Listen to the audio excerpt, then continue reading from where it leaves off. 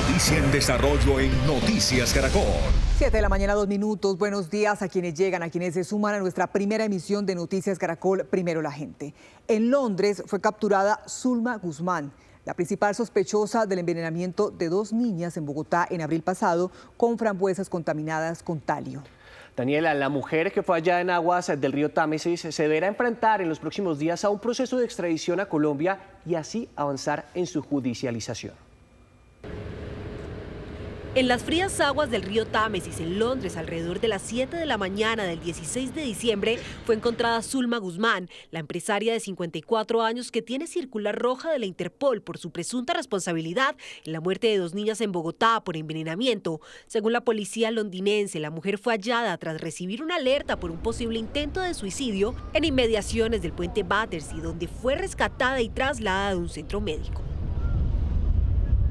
Guzmán habría llegado al Reino Unido el pasado 11 de noviembre. Sin embargo, antes de ingresar a este país, de acuerdo con las investigaciones de un equipo del CTI adscrito a la Unidad de Vida de la Seccional de Bogotá, realizó un desplazamiento por Argentina, Brasil y España. La búsqueda de la principal sospechosa de la muerte de las menores de 13 y 14 años con frambuesas contaminadas con talio el pasado mes de abril en Bogotá se intensificó la primera semana de diciembre, cuando un juez de control de garantías emitió una orden de captura en su contra, luego de que la Fiscalía revelara pruebas que señalaron a Guzmán como la responsable de enviar los alimentos envenenados a la residencia de una de las menores, ubicada en el barrio Rosales, con la fachada de ser un obsequio. El testimonio del domiciliario fue clave para vincularla en la investigación. En los próximos días, Guzmán entraría en un proceso de extradición o deportación a Colombia para entrar bajo custodia judicial y así asistir a las audiencias de imputación y eventual solicitud de medida de aseguramiento. María Elvira Arango, directora del programa Los Informantes, presentó una investigación sobre el caso de 4 menores que resultaron intoxicados el pasado 5 de abril, cuando a la casa de la familia de Bedut llegaron a un domicilio con unas frambuesas achocolatadas que estaban rociadas con talio. Este metal potencialmente mortal cobró la vida de 2 niñas. Una más quedó gravemente enferma y el hermano de una de las fallecidas logró recuperarse. Daniela, Los Informantes habló con un experto toxicológico sobre los efectos de esta sustancia en el organismo, pero también con uno de los médicos que 5 años antes de este hecho había tratado a la esposa de Juan de Bedut, a quien se le determinó intoxicación por talio. Pues las autoridades lograron determinar que Zulma Guzmán Castro habría sido quien envió este alimento contaminado. Este es el informe. De las primeras personas que comenzó a hablar de toxicología y fue de toxicología forense fue el profesor Guillermo Uribe Cuaya hacia la década de los años 30 del siglo pasado, cuando era ya director de la Oficina de Medicina Legal y posteriormente fundador y director del Instituto Nacional de Medicina Legal y Ciencias Forenses. ¿Ese es su abuelo? Después aparece mi papá, Camilo Uribe González, que hizo toxicología clínica en Buenos Aires, en la Argentina. En el 64 tuvo una familia intoxicada por sulfato de talio en una tentativa de suicidio. Falleció uno, sobrevivieron 2 y el esposo, el padre de esa familia, fue quien aportó los recursos para crear la clínica de toxicología Uribe Cuaya, que llegó a ser tal vez el centro de atención particular de referencia en toda América Latina.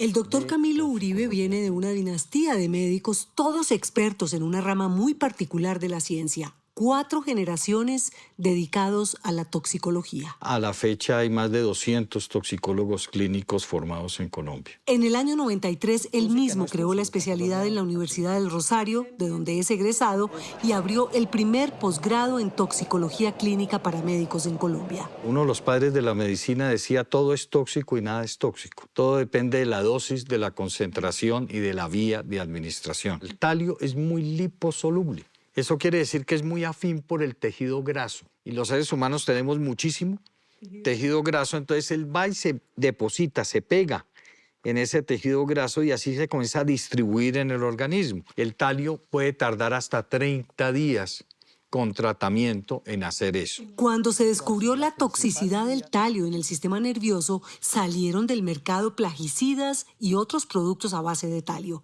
Está prohibida su venta y comercialización en el país desde el año 70. En el caso específico de Colombia, existían unos rodenticidas, unos raticidas a base de una sal de talio, que era el sulfato de talio. Esto ya no está en el mercado, pero tenía incluso unos nombres muy sugestivos, Mata 7, instantáneo, y eran sustancias empleadas para, sobre todo, tentativas de suicidio en adultos, accidentes en niños. También se presentaron intoxicaciones por talio debido a que muchas cremas depiladoras, sobre todo que empleaban las damas, venían a base de talio, porque una característica del talio es que produce una lesión en el folículo piloso, entonces no permite que haya vello. Como los síntomas son tan confusos, es probable que se confunda con los efectos de una intoxicación alimenticia, por ejemplo.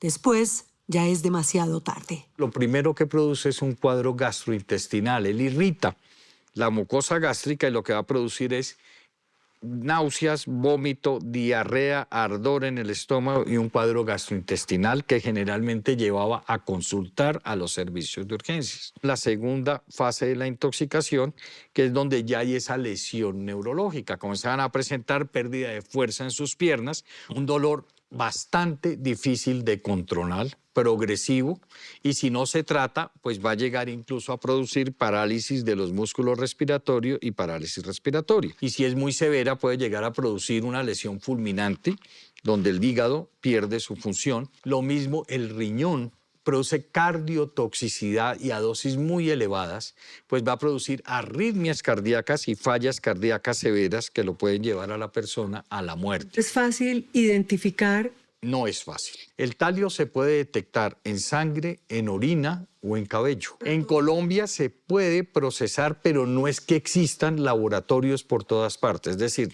ningún hospital ni ninguna clínica cuenta con la tecnología para practicar este análisis. No por nada al talio se le conoce como el veneno de los venenos, por sus propiedades no solo tan potentes, sino porque es fácil camuflarse con otros males y despistar. ¿Qué problema tiene el talio? Es inodoro, es insaboro. Entonces era muy difícil de percibir. Si se diagnostica en forma oportuna, hay antídotos, aunque no son fáciles de conseguir. Mi abuelo y mi padre resolvieron hacer experimentos con penicilina, antibiótico, porque la penicilina en el hígado humano se convertía en penicilamina y así comenzaron a tratar y a salvar los primeros casos. Y hoy en día el medicamento de elección como antídoto para el talio se llama azul de Prusia, que es el ferrocianato de potasio. Azul de Prusia no se consigue en Colombia. ¿Y qué es el azul de Prusia? Ese medicamento lo que busca es inactivar el talio en el intestino. ¿Y por qué en Colombia no conseguimos Mire, el en azul de Colombia Prusia? y en la gran mayoría de América Latina no se consiguen antídotos para toxicología. Cerca de 1.700.000 sustancias potencialmente tóxicas de grupos químicos, menos del 1% tienen antídoto. Y de ese 1% que tienen antídoto, menos del 0,02% se consiguen los antídotos en los países de América Latina y el Caribe. Fueron hospitalizadas las dos niñas que fallecieron, la primera ese mismo día y la otra el 9 de abril. En abril murieron en Bogotá 2 niñas de 13 años después de comerse unas frambuesas con chocolate impregnadas con talio, que llegaron a la casa de la familia de Bedú Graham como un regalo. Otra amiguita quedó gravemente enferma y lucha por recuperarse. El hermano de una de las niñas, un joven que también comió de las mismas frambuesas, estuvo hospitalizado unos meses y hoy está sano y salvo. La Fiscalía desde el primer momento asumió la investigación con toda seriedad.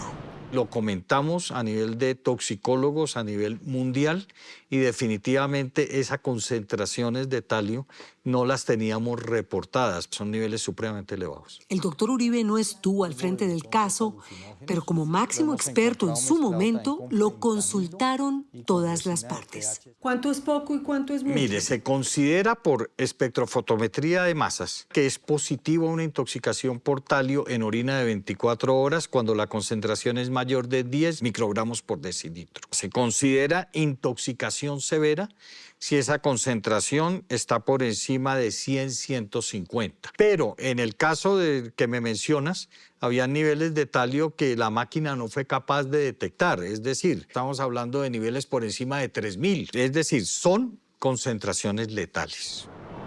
Las intensas pesquisas que adelanta la Fiscalía encontraron una coincidencia que los obligó a abrir otra línea de investigación. En diciembre del año 2020, el año de la pandemia, los encierros, el aislamiento social, Alicia Graham Sardi, caleña, psicóloga de la Universidad de los Andes, mamá de 3 hijos, esposa de Juan de Bedut, se empezó a sentir muy mal. Ella había tenido cáncer de seno unos años antes y lo había superado, pero el dolor y el miedo volvieron a su vida. Consultó varios especialistas que descartaron el regreso del cáncer, pero no encontraron la razón de los dolores y el malestar hasta que el endocrino Julio Portocarrero dio en el clavo. Cuando ella llegó a mi consultorio, pues ya había pasado por varios médicos y todo, y básicamente tenía, entre otros síntomas, 2 que son críticos cuando están juntos, que era una caída severa del pelo y una neuropatía periférica terriblemente dolorosa. ¿Qué es eso? Una afección de los nervios, de las piernas particularmente, que produce unos dolores violentos en miembros inferiores. ¿Le estaba costando hasta caminar? Podía caminar, pero tenía dificultad. A ella la llevó al consultorio mío el marido, Sí. Juan. Cuando yo la vi, le dije, mire, si esto no es una intoxicación por talio, yo no sé qué será.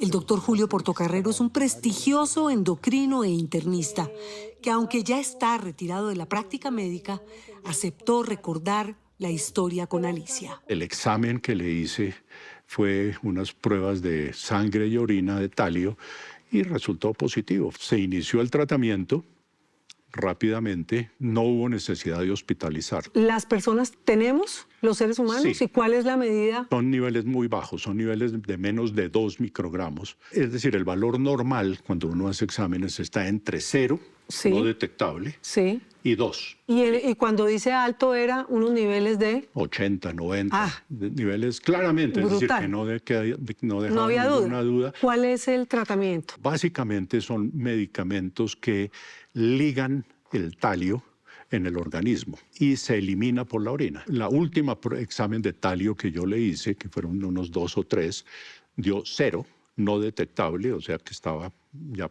bien. Sí, dice la familia que Alicia mejoró. Le empezó a salir el pelo otra vez. Estaba más animada y no tenía tanto dolor. Tranquilos por la mejoría y con la apertura del mundo por el fin de la pandemia, decidieron irse de viaje. Tanto que se fueron con su marido para Europa y estuvieron muy bien. Ella continuó con dolores en miembros inferiores, pero mejorando significativamente. Pero en Europa la pesadilla volvió, nuevamente con los mismos malestares de antes y muchos dolores, y se le empezó a caer el pelo de nuevo.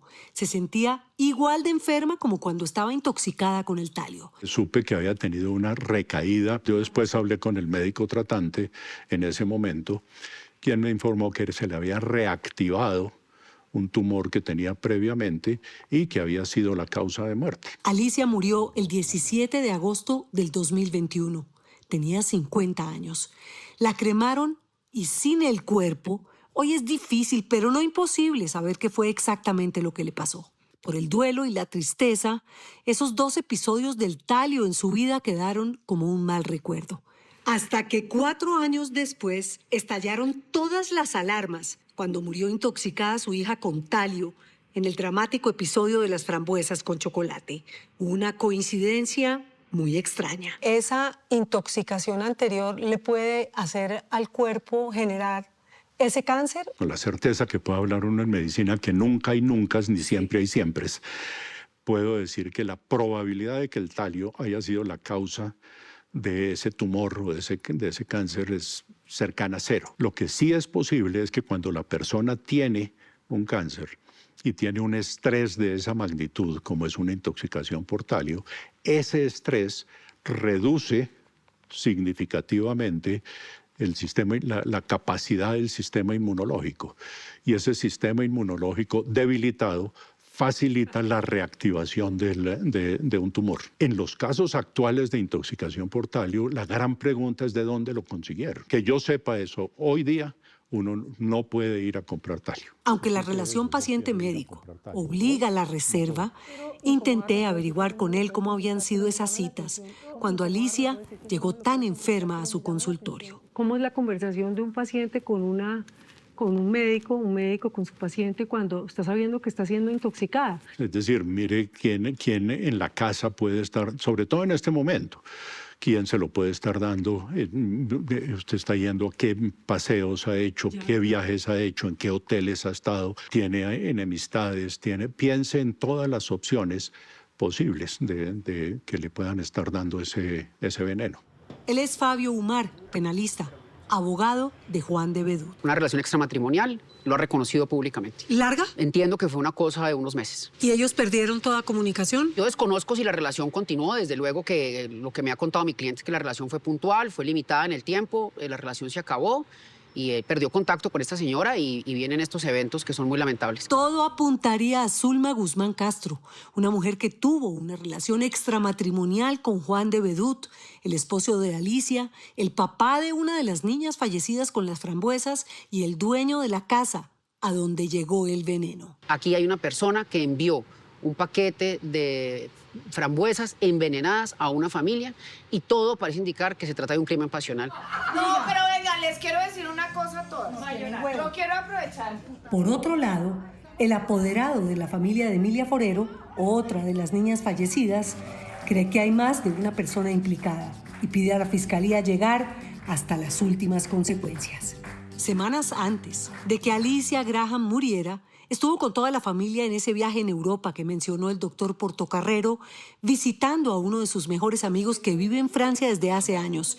Y quizás Alejandro Herrera fue una de las últimas personas que estuvo con ella. Siempre agradable, siempre sonrientes. Esto es lo que Alejandro recuerda. Les aplazaron el viaje al 2021 por lo de la pandemia. Entonces, ahí tampoco pudieron viajar porque ahí volvieron y cerraron las estaciones de esquí. Y ahí ella ya la habían envenenado una vez. En el verano 2021, él me llamó y me dijo, voy 3 semanas a Italia y tengo una semana que no tengo nada que hacer.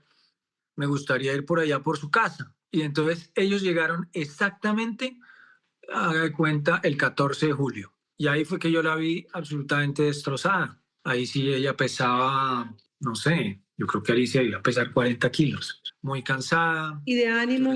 Muy decaída, sí.